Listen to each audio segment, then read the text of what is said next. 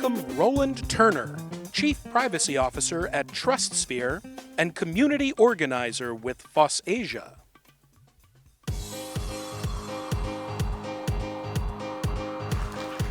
Hi, I'm delighted to be here. I'd like to introduce our final track before we break for lunch. We have two presentations today, followed by a Q&A session. First up, I'd like to welcome our first speaker, the Vice President and CTO of IBM Asia Pacific, Prashant Pradhan.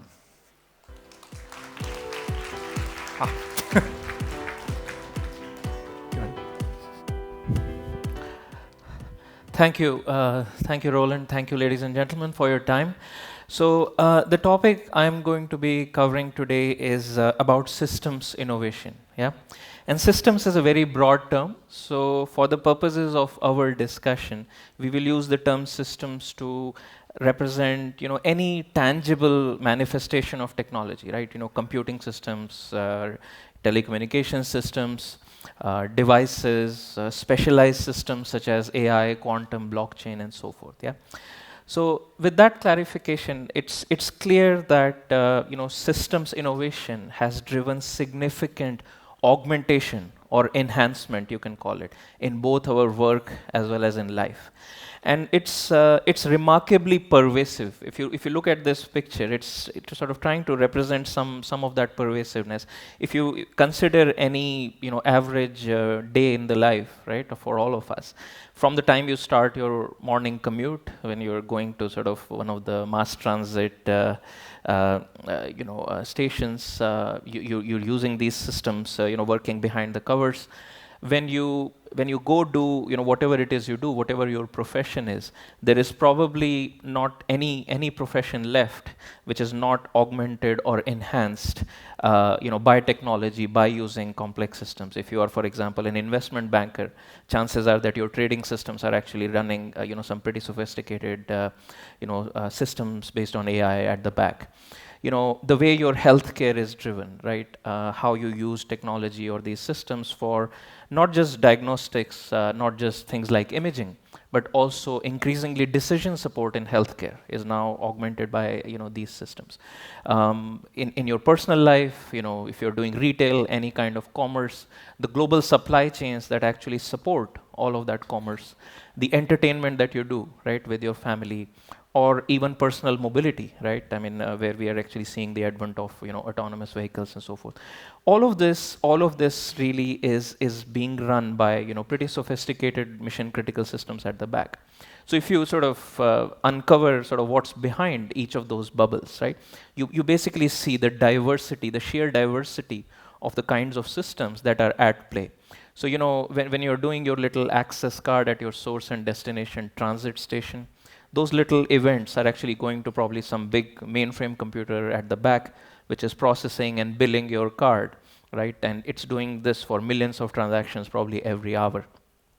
When you look at, as I said, some of the specialized professions, these interesting neural networks are, becoming more and more pervasive in terms of how they are augmenting whatever it is you do, right? I mean, something as, as specialized as, the profession of, let's say, a Wall Street investment banker, all the way down to in teaching, right? Where actually AI is increasingly, supporting the teaching profession in terms of how to do, personalization and learning and so forth. In healthcare, obviously, right, a lot of advancements in specialized systems, genetics, CRISPR, etc. All of them are, fairly sophisticated, complex systems. Your retail pervasively uses IoT. Your global supply chains, many of them increasingly are run on blockchain, right? And that's something you will continue to see proliferating. Your Netflix, all of those, entertainment and streaming systems, massive compute, storage, networking systems, increasingly with what you should watch also happening through, intervened by some form of AI. And then, in systems really on the edge. So the picture down there is, kind of an NVIDIA GPU that you can fit in the form factor of your car. And essentially, it is doing a lot of sophisticated inferencing work connected over 5G on the edge and actually supporting all of that, autonomous mobility. So when you look at this picture, right, I mean, what's the sense that you get? One of the first sort of ideas that you get is that of complexity, right? It inherently seems that, okay, how could my, the average day in the life be actually dependent on so many systems with so much complexity? Who understands all this stuff? And contrary to popular belief, engineers and scientists actually do not like complexity. People tend to think that we love complexity and talking about it. Actually, it makes us uncomfortable. We don't like it. It's brittle.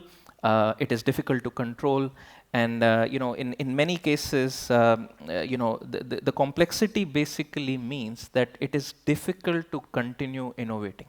Because if all of this complexity was somehow coupled, right, you would actually have a lot of interdependencies in terms of continuing to do innovation.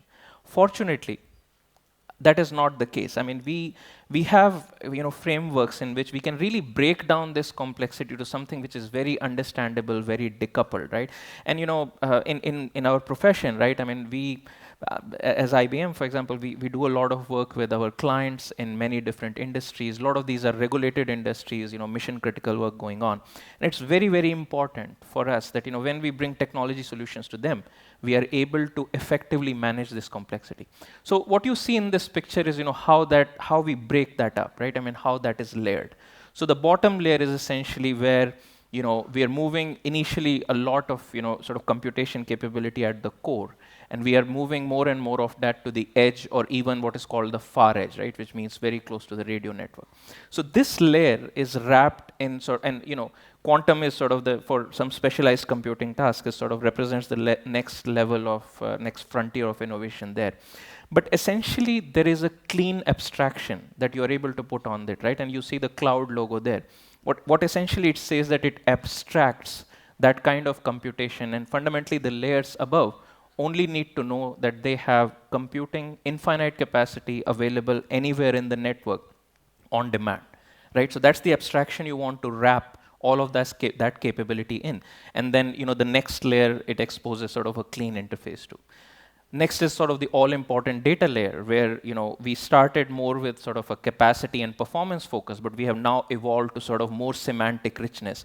So for example, the data layer now encapsulates things like trust in massively distributed systems, or technologies like blockchain. Above that, of course, is the all-important sort of refinery, which takes all of this raw stuff and converts that into insights, right? That's essentially your AI layer, right? And all front-ended by digital engagement. Digital engagement essentially is multimodal. So all of this technology, all of this sophistication is ultimately available through a very simple sort of consumable interface, if you will, be it voice, be it text, be it video, and so forth.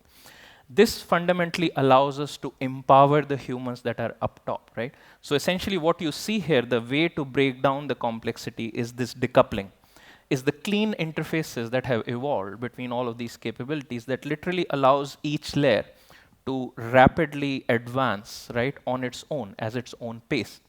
And then, the use cases for augmenting humans, which is ultimately the goal here, it basically, evolves at a dramatic pace.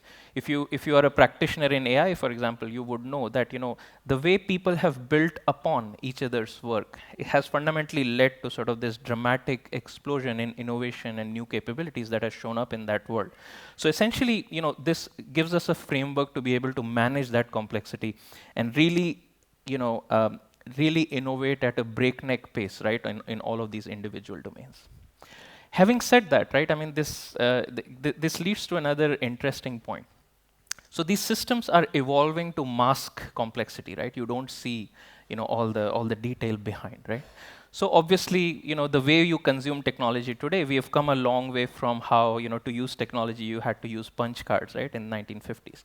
Today, it almost senses, the need on its own. If you're using some kind of a fitness app, it's probably telling you that you need your next drink of water even before you know it. Farmers in Africa are able to use AI and technology to decide, when to sow what kind of seeds, how to optimize, for irrigation and so forth. And, you're increasingly making things like financial decisions, right, based on some kind of a robo-advisory that's telling you, how to plan for your kid's college, how to actually save for your next holiday and so forth, right? So this brings up an interesting question. Is masking complexity actually makes trust the next important frontier in systems innovation, right? Which is obvious. If you don't know what is going on, who is doing, a lot of the decisions in your average day that you're doing, right? I mean, can you actually trust these systems? And some of my colleagues earlier have spoken about this, and essentially this trust takes a lot of dimensions, right? How is my data being used, right? If you architect systems with privacy and data in mind, this is a relatively simple problem. It's a problem of scale. The AI, right, whether the decisions that AI is making on your behalf, are they explainable? Can you trust them? Are they bias-free? David spoke about some of that in his segment, and we are actively at work in this area. The statistical techniques tend to have a little bit more of this problem as compared to more symbolic or interpretable techniques, right? So it's a hybrid, and we will get to a point where we are making these systems more and more explainable. And finally, trust in digital ecosystems, right? Such as those that we sort of do in blockchain. This is basically, these are different frontiers of where the need for trust evolves. So we basically moved from a place where we were very pervasive, quite complex. You break down the layers of complexity, innovate on each separately, and then this brings up the issue of, with easy usability comes the issue of trust. How do you actually attack that? So that's kind of how we try to model this world of systems innovation that's moving at breakneck pace, and making sure that this is something that we can deal with. So my last chart, and this is a segue into my colleague Cheryl's sort of segment, which is where one of the important things that's getting recognized is that it's extremely important to create open innovations ecosystems, right, for systems innovation. And the reason is quite simple, right? Firstly, it leads to much more, the pace of innovation is much faster when innovators all over the world are working, sharing information in an open ecosystem. It is more trusted. It is generally more robust because everybody is working on trying to make sure that it is safe, it's reliable. And ultimately, we are getting to a point where open system innovation is actually leading to mission-critical systems. It's no longer sort of, the domain of a bunch of programmers working collaboratively among each other, but fundamentally, it's actually getting to a point where all of these, just for the sake of sustainability, all of these, innovations in systems are ultimately going to be open yet mission-critical, right? Which is actually a segue into, as I said, Cheryl's segment, who's from the Linux Foundation. She's director for ecosystems and for the Cloud Native Computing Foundation. And I'm going to invite her up on stage to sort of continue the theme on open innovation. Yeah, Cheryl.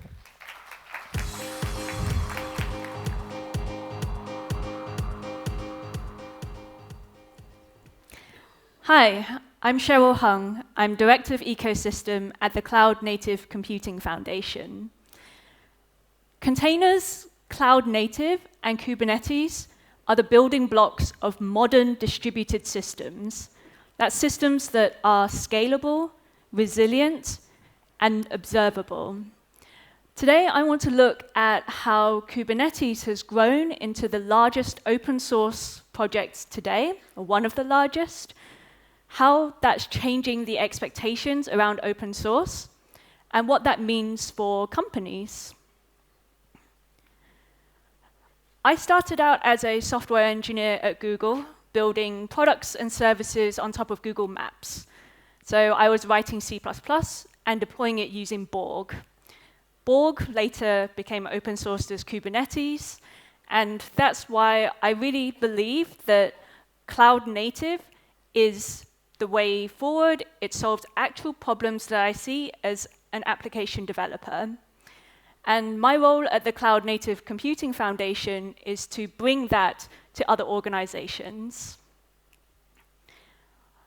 To introduce the foundation, so the foundation is a non-profit. It's backed by all of the largest tech companies in the world today, including from China, we have Alibaba, Baidu, Tencent. I have a few more logos for you to show you the companies that are involved. Fundamentally, the mission of the CNCF is to foster and sustain open source projects around cloud native. So the CNCF hosts more than 40 projects, of which the largest and most well-known is Kubernetes. So I've been talking as if everybody knows what Kubernetes is so far, but if you haven't encountered it before, conceptually, it's actually very simple. Kubernetes is a classic control loop. So you give your specification about what you want. Kubernetes measures the actual state of your infrastructure, and then it makes changes to try and get closer to what you've specified. And it just goes round and round in that loop over and over again, always trying to get closer to what you've specified you want. That's it. That's Kubernetes. So Kubernetes is rare, if not unique, in the open source world, in that it was defined very early on as both a project and a community. And there was a conscious effort to expand the group of people who could participate in that community. So I want to look at the journey that Kubernetes has taken since it joined the CNCF 3 years ago. So Kubernetes is made up of more than 1.1 million contributions on GitHub from more than 35,000 people across 2,000 different companies. And these companies are getting more diverse over time. So Google and Red Hat originally made up 85% of the contributions. But over time, as more and more companies have gotten involved, they now make up about 35%.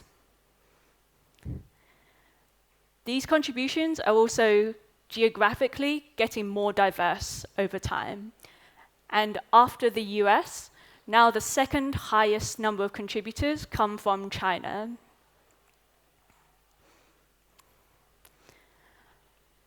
This graph shows the highest velocity open source projects across 3 axes. So the y-axis is the number of commits. Sorry, the x-axis is the number of commits. The y-axis is the number of pull requests and issues. And the size of the bubble reflects the number of authors. So Kubernetes is this pinkish circle in the top middle, and Linux is the purple circle to the top right of that. And also KubeCon, which is the Kubernetes conference, has grown over time, and this year more than 23,000 people are expected to attend across US, Europe, and China. Most importantly, many big names, many well-known names, have successfully adopted cloud-native technologies. But at the same time, this success is setting new expectations. The first is that in cloud-native, open source is the default. So one government agency told me, it used to be very hard for us to use open source. It would take us months to get through the approvals process. Now, anything underneath the CNCF is automatically approved, and it makes it very easy for us to adopt these new projects. And as a result, cloud, containers, and cloud-native computing expertise is greatly in demand. So one consultancy last week asked me, we need to find 75,000 Kubernetes engineers. How can we find them? Well, I said, good luck, right? That's maybe the worldwide group of experts who know Kubernetes. So one of the strategies that I see companies taking is being more open to engaging with open source communities.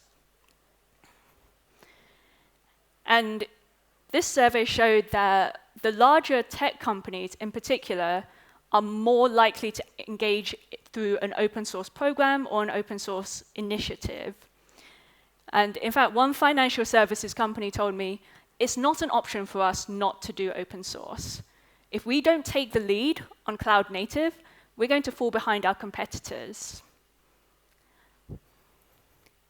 So if you'd like to come on the next journey, several journey with us, please come join us either in San Diego or next year Amsterdam or Shanghai.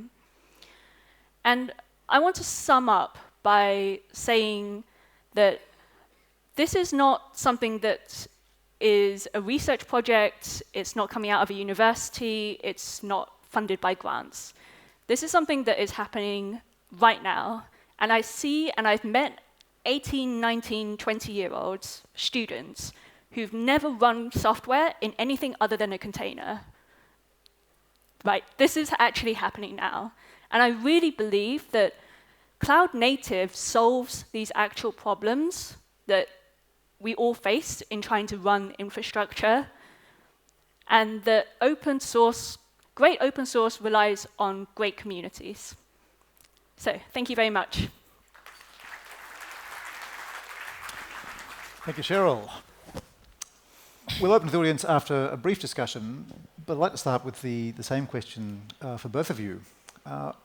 Where do you foresee the open innovation philosophy having the greatest impact? Well, so as I alluded to in my conversation earlier, surprisingly, we're actually seeing the greatest impact in the next generation of mission-critical systems, right? And this is something across the board, across the industry, whether it's financial services, whether it is retail, and any other industry you can think of. We're actually seeing that. And if you, in retrospect, if you think about it, it's kind of natural, right? I mean, if you are building if you have an ambitious architectural plan to build a building, you wouldn't rely on components that actually are highly proprietary or not open. Yeah, we used to. Yeah. We used to, and it's increasingly understood that for safer, more robust, more open systems that are transparent. And of course, things that will benefit the maximum from the pace of innovation, you need to build on open, right? So that's something that we're really seeing, that more and more of mission-critical systems are now being designed to be built on open. So and the other dimension, and again, as I said, I mean, I reflected some of that diversity in one of my opening charts. We're actually seeing that open is now straddling sort of all of those layers, if you will. So as some of you may be familiar, the networks of the telecommunication companies, they are actually now moving to open source, right? So essentially what is called network function virtualization, or NFV, that's basically taking open deep in the core of the network.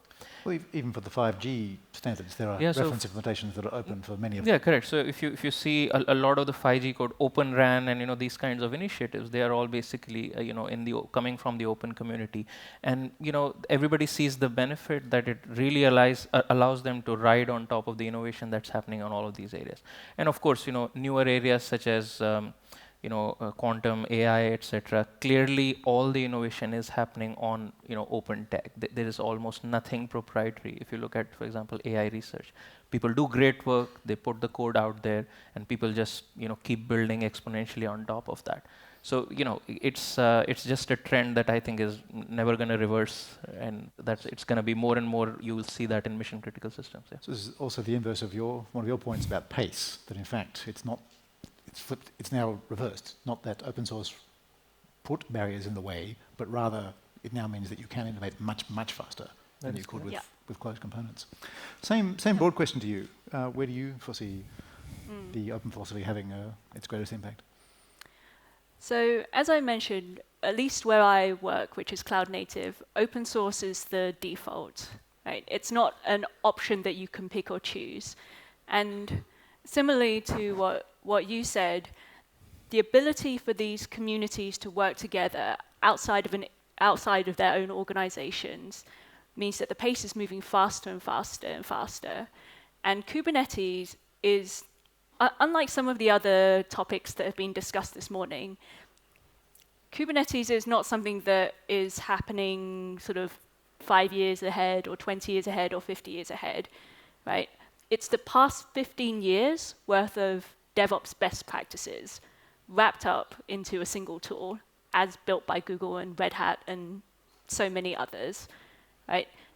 Open source has enabled that beyond anything that we've seen in other areas. There's a fascinating shift in how technology is developing. Naturally, I have other questions prepared, but let me open to the audience. Are there any questions? There's one down here. First of all, thank you for the insightful session. My name is Varun, and I'm from Asia School of Business. You mentioned about blockchain, right? Like it replacing the trust and all the factors. And in one of the previous sessions, it was told that quantum computing would be like public cryptography will be a direct threat to the quantum computing. So, and blockchain, the heart of blockchain is public key cryptography. So while blockchain itself is getting evolved, how does blockchain take into effect of quantum computing? Right. So I think, see, that impact, of course, is not limited to blockchain. Any kind of system, right? Just pervasive encryption in your, even your SSL, right? Normal web transactions that you do, credit transactions, both for systems in motion and at rest. That's going to be in threat. So I would say, it's not the challenge was, called out in earlier sessions, and of course, there's going to be continued innovation on things like, can we actually do once not just sort of break classical encryption, but come up with in quantum domain mechanisms of encryption that are then hard in the quantum domain. So I think just like any other thing, we have to just see the pace of innovation in all of those areas. There are innovations such as things like homomorphic encryption. They were coming out to basically see if we can operate on data purely in the domain of encryption without sort of decrypting, right?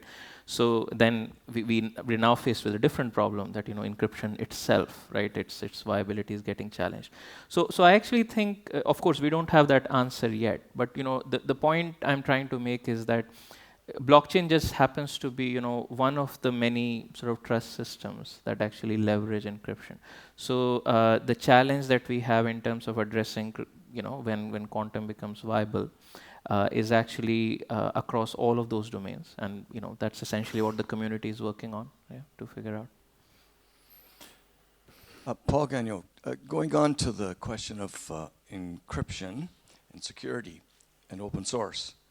It was raised about a year ago at a conference I went to, where one of the developers of open source Linux talked about the fact that when they originally designed it, they didn't have the idea that there would be any malevolent intent surrounding the writing of the code. And ironically, 5 or 10 years later, the hackers were going back, and because they had access to the open source, were able to take that code and shift it in ways that were not intended. How do you see the community managing that in terms of the development of security going forward, offensively and defensively? So within the context of Kubernetes, which I know the most about, the foundation that I work for, CNCF, actively invests into security audits for the project. And it's a requirement for, in fact, all of the projects. So you're absolutely right that security is not something you can necessarily leave to the community that will resolve itself. So we make a very active choice to work on that from a proactive perspective. And I think to add to that, it's a bit of a misconception that if we can see the code, right, it becomes easier to break. What really happens is that security is a function of many things, right? Not just, for example, the code, how you're handling access management, how, for example, you're doing things like trust. So I think it's not so much that if it's transparent how the system is built, the principles that are designed, mathematically or otherwise, to actually protect communication or specification-based declarative systems, right, that actually enforce certain invariants, right, on how the program works. Those are fundamentally the drivers of what brings security. Security doesn't happen because somebody can't see my source code. Yeah.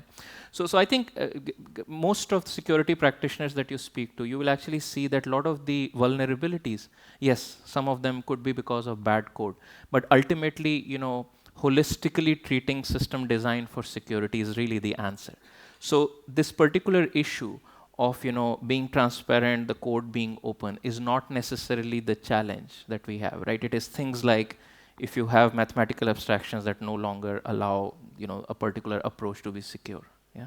Is there not also at least an argument in the reverse direction that open communities, once their vulnerabilities are discovered, have a really compelling interest in getting the thing closed fast, whereas closed source vendors might sit on it for a release cycle or 2 or 3 or 4. That's great. That's a great point, actually. There are a lot of smart, good people also. So open source allows you to fix stuff, right, much faster than you would do in, let's say, a proprietary, one company controlled technology.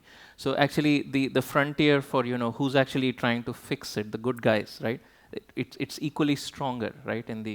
Because of open source. So I don't think that it's one or the other, right? There are some great closed source companies who will fix things quickly, and some great open source projects that would fix it quickly, and some that will never fix on either side, right? You might have a leaning more one way or the other, but I don't think it's clear that one is always better than the other. That's certainly my guess. I think we squeeze in just one more. Hi, my name is Shazad from the MetLife Innovation Center. The question is for Prashant, really. When you mention increasing complexity in systems, does this necessarily include increasing the risks that the entire cyber stack has? Thanks. Yeah, so it does, and sort of there are different dimensions to it. One is that, complex systems that you do not understand or cannot manage well are fundamentally brittle, right? So the risk is, purely in terms of, if these are critical systems and we don't understand the complexity or can control the complexity, there's a problem, right? The other source of risk, as I explained, flows in a slightly interesting way. Because they're complex, you want to make them extremely simple to consume, right? It's very intuitive. But when the more control you give up to decision support, et cetera, to these systems, the issue of trust comes back. So sort of two frontiers of that risk, right, from complexity. One is complexity engenders attempts to simplify and then abstract more and more away from the user. So that's a trust issue. And of course, in terms of not being able to understand or manage that complexity, that's sort of the second issue. So I mean, for example, one of the interesting frontiers of all this complexity and so forth, autonomous driving, there were a couple of questions asked, right? So I have a nano degree in autonomous driving, right? So I studied the subject. The more you know, the more you understand sort of the deep innovations in there, right? The better is your ability to manage and control that risk. So I actually think it's a matter of subject matter expertise depth, right? No matter how complex these systems sound, ultimately there is a way to get both simplicity as well as trust in those systems. Yeah. All right, I think we should probably call it there. So thank you very much, Prashant. Thank you, Cheryl. Yeah. Thank you.